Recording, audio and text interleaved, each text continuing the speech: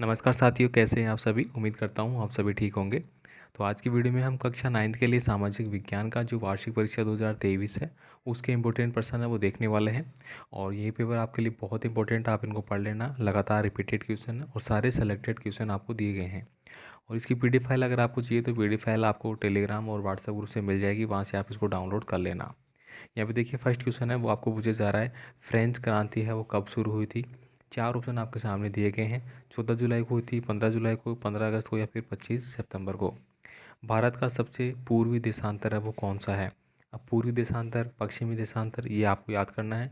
अगर मैं बात करूँ यहाँ पे देखिए, ये आपका भारत, अगर भारत के नक्शे की तो इस प्रकार से आप मान लीजिए यहाँ पे पूर्व वाला है, ये आपको पूछा गया है, पूर्व, पश्चिम, उत्तर और दक्षिण। ठीक है।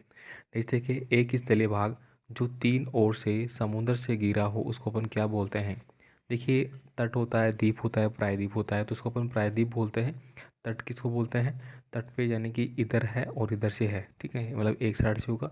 द्वीप का मतलब क्या होता है, जो बीच में ही होता है। नेक्स्ट देखिए चीन में वलीय व्यवस्था है वो कौन सी है, सॉरी दलीय व्यवस्था है वो कौन सी है। भारतीय संविधान का जनक किसे कहते हैं, तो भीमराव अंबेडकर जी को भारतीय संविधान का जनक कहा जाता है। नेक्स्ट देखिए निम्न में से उत्पादन का प्राकृतिक कारक नहीं है, मतलब जिसका उत्पादन का प्राकृतिक कारक नहीं माना गया है। देखिए जल है, खनिज है, भूमि है और पूंजी है।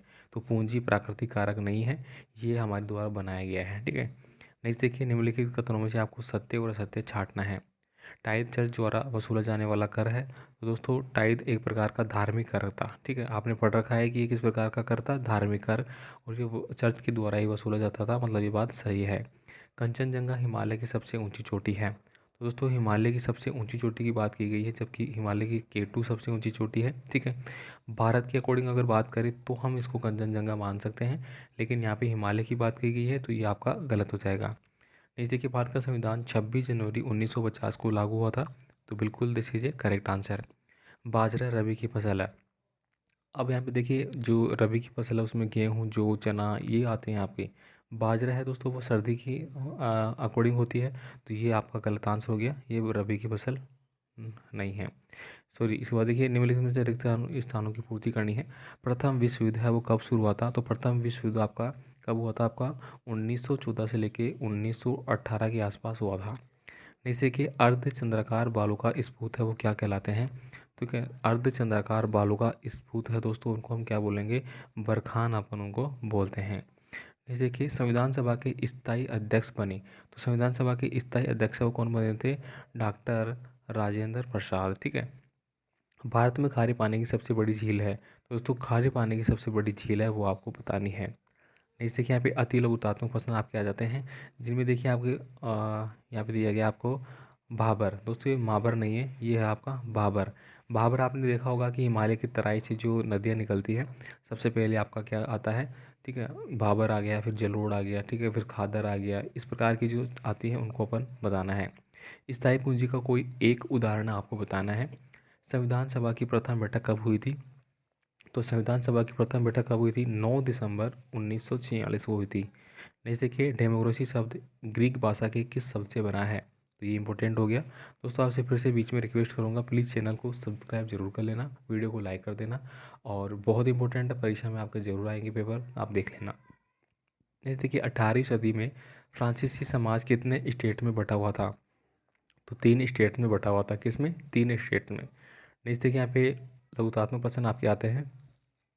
अरब सागर तथा बंगाल की खाड़ी में स्थित समूह के नाम आपको बताने हैं। हिमालय के 3 प्रमुख विभागों के नाम उत्तर से दक्षिण के क्रम में आपको बताने हैं। संसाधन के रूप में लोग क्या समझते हैं, मानव पूंजी निर्माण में शिक्षा की क्या भूमिका है, लोकतंत्र के पक्ष में कोई 2 तर्क आपके देने हैं, ये इस वेरी इंपॉर्टेंट प्रश्न हो गया। भारत एक पंथ निरपेक्ष देश है, ये आपको रट लेना है, लगातार रिपीट आ रहा है। ठीक है। जेकोबिन क्लब के सदस्य समाज के किस वर्ग से संबंधित थे। पालमपुर में कौन से कृषि उत्पादन कार्य हो रहे थे, पालमपुर का पल्लेनाप, ठीक है, 100% आएगा। 1917 में जार का शासन क्यों खत्म हो गया, ये आपको बताना है। संविधान क्या है, संविधान क्या है, एक प्रकार का कानून व्यवस्था है जो कि एक देश की सिस्टम को चलाती है।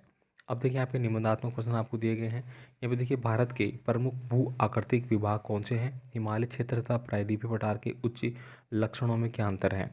भारत में उत्तरी मैदान का वर्णन आपको करना है। प्राथमिक, द्वितीय और तृतीय क्षेत्र में किस तरह की विभिन्न आर्थिक क्रियाएं संचालित होती है। बेरोजगारी क्या है, this is a very important question. बेरोजगारी क्या है, बेरोजगारी की विभिन्न प्रकारों का आपको वर्णन करना है। लोकतंत्र क्या है, देखिए बड़ा क्वेश्चन भी आ गया आपका निबंधात्मक। अब यहाँ पे देखिए निम्नलिखित में से किसी एक बार आपको संस्कृत में टिप्पणी लिखनी है। कुलक हो गया या फिर डी में हो गया। तो ये कक्षा 9th के लिए वार्षिक परीक्षा 2022-23 का मैंने पूरा पेपर आपको बता दिया है, सारा इंपॉर्टेंट। ठीक है, तो उम्मीद करता हूँ आपने इसको पढ़ लेना है, और कोई भी आपको क्यूरी है तो आप मुझे कमेंट कर सकते हैं, और सब्सक्राइब करके जरूर रखना है चैनल को। मिलते हैं अगले वीडियो में अगले पेपर के साथ, तब तक के लिए ऑल द बेस्ट, जय हिंद।